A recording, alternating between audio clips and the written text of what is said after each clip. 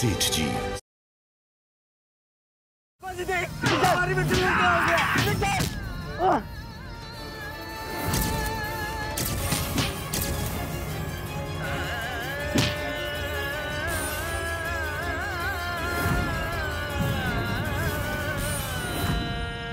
देवसू की सीमा के भीतर बाजी का कोई निशान नहीं। आगे क्या करना है आप आदेश दीजिए। नहीं, देवसू की सीमा के बाहर कोई नहीं जाएगा।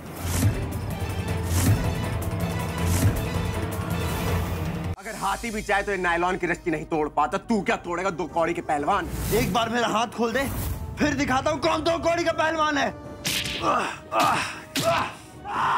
मेरा बेटा बाजीराव कहाँ है? आपको बाजी चाहिए मुझे पता है, और मुझे क्या चाहिए वो आपको पता है। तुम्हें जो चाहिए मैं वो लेकर आऊंगी, किंतु एक शर्त पर। मुझे तुम देवसू की सीमा पे बाजीराव के साथ अकेले में मिलोगे।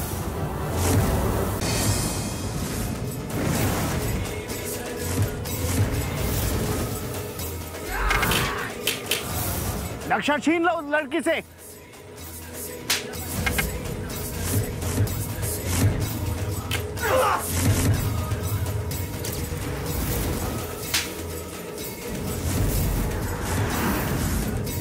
देवसू के सेठ विनायक राव का दोस्त होने के नाते मेरा मत ये है, विनायक राव के भाई भाऊराव, इनसे अच्छा सेठ जी पूरे देवसू में नहीं होगा।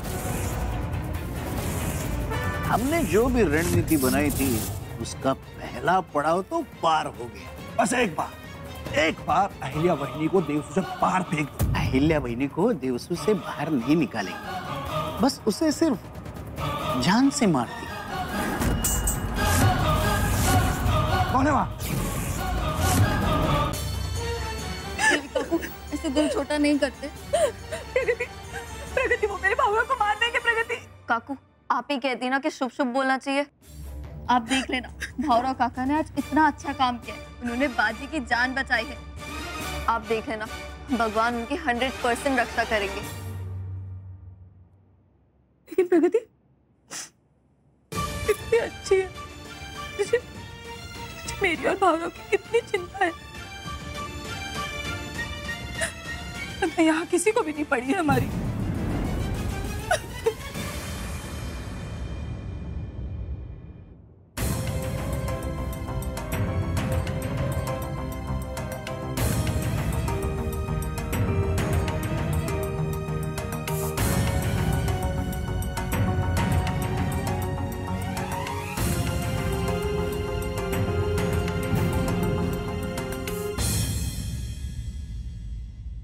हे देवा, क्या करूं कुछ समझ में नहीं आ रहा है।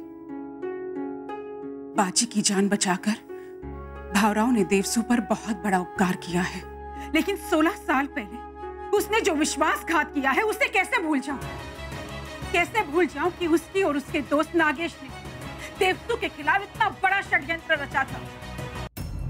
सेठ भाऊराव, मुझे आपसे कोई लेना देना नहीं है, मुझे मेरी बेटी के पास जाने दो।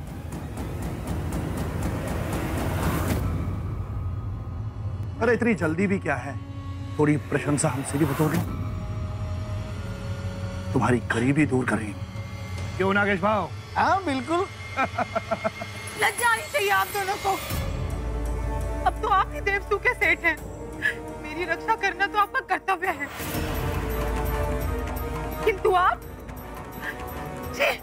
आपसे तो धर्म और कर्तव्य की अपेक्षा करना ही व्यर्थ है। जो आदमी कपट के सहारे अपनी गद्दी को हासिल करता है, मैं अपनी गद्दी के साथ कभी न्याय नहीं कर सकता। हाँ, देखा, सब सुन लिया इसने। हाँ, सब सुन लिया मैंने। सुन लिया कि किस तरह आप दोनों ने मिलकर विनायक राव सेठ के साथ विश्वासघात। धन और गद्दी के लोभ में भाऊराव ने अपने पूरे परिवार के साथ विश्वासघात किया। अपने देवता समान भाई के पीठ के पीछे उसने खंजर डाल दी। मैं कैसे भूल सकती हूँ? मेरे विनायक राव को हमेशा के लिए मुझसे दूर कर दिया। मुझे विश्वास है 16 साल क्या, 16 जन्म भी अगर उस भाऊराव को दंड मिलेगा तब भी वो सुधरने वाला नहीं है। बाजी को बंदी बनाकर बचाने में भी उस नागेश सेठ और भावराव की कोई चाल होगी। मैं भावराव की कभी मदद नहीं कर सकती। उसे उसके हाल पर ही छोड़ देना चाहिए। लेकिन क्यों सेठ जी? क्या भावराव ने अपनी वफादारी नहीं दिखाई आज देवसू के लिए? प्रगति, तुम्हें इस विषय में कोई जानकारी नहीं है। सेठ जी, ऐसा आपको लगता है, लेकिन मैंने देखा है देवी काकू का बुरा हाल है रो रो के। पिछले 16 साल से अपने पति से दूर रह रही हैं वो। 16 साल से आपकी हर एक बात मानती आई हैं वो। मैंने आज तक उन्हें अपने पति के लिए रोते हुए नहीं देखा। आज जब उनके पति की जान पे बन आई है तो आप उनकी थोड़ी भी मदद नहीं कर रही हैं।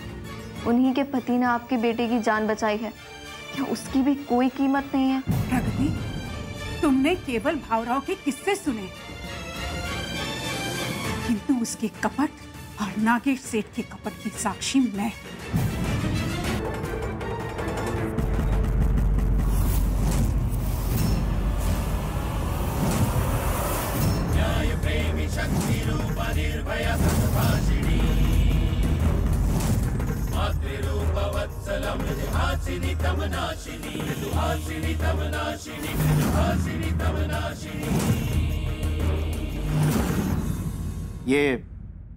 ये क्या मजाक है अहिल्या बेनी?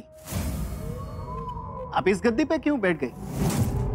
हाँ बहनी, आप तो दादा क्या होते हुए कभी नहीं बैठे गद्दी पे। क्योंकि तब वो देवसू के सेठ जी थे, तब मेरा इस गद्दी पे बैठना उचित नहीं होता। वही तो जीजी, जब विनायक भाव सेठ जी थे तब वो यहाँ बैठते थे।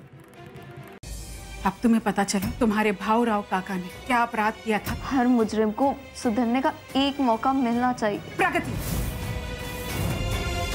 राघु जी, ये कौन है?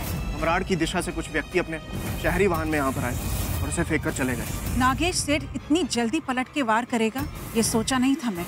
नमस्कार सेठ जी, इसे पहचाना कि नहीं? देवसू का ही है। ये हमारे देवसू का आदमी नहीं। कोई बात नहीं, मैं मुंह दिखाई करवाता।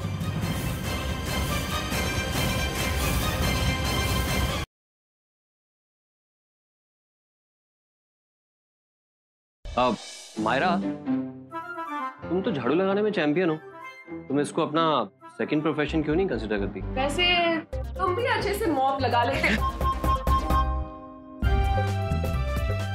वेल, इतना भी अच्छा नहीं लगाता, लेकिन जैसा भी लगाता हूँ उसकी वजह से कोई फिसल जाए तो गिरने भी नहीं देता।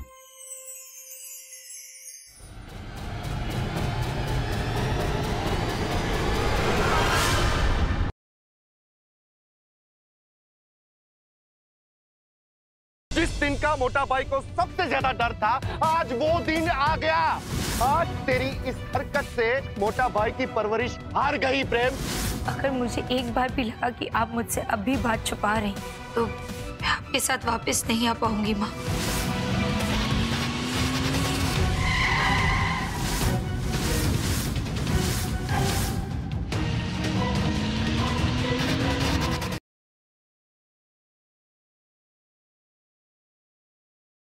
आज का ये कॉन्सर्ट ना मैं प्रज्ञा को डेडिकेट करने वाला हूँ, और इतनी जोर से गाऊंगा ना कि मेरी आवाज प्रज्ञा तक पहुंच ही जाएगी और वो खींची चली आएगी।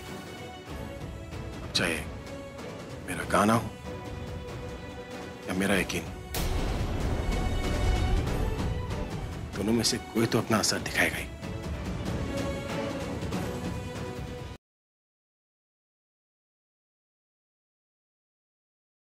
मैंने मेरे घर पर आज छोटी सी पार्टी रखी है और मैं ना नहीं सुनूंगा। आप सुरभि के साथ वक्त पर पहुंच जाना। हरीश भैया, आपको शादी की जितनी खुशियां मनाना है मना लीजिए, क्योंकि परसों मंडप के नीचे जो धमाका होगा उसके बाद सारी खुशियां आपसे हमेशा के लिए नाराज हो जाएंगी।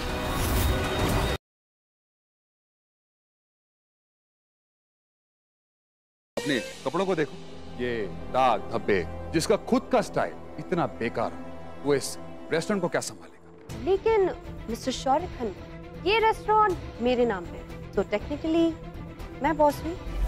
और हाँ, मेरे स्टाफ मेंबर के सामने मुझसे तमीज से बात करना।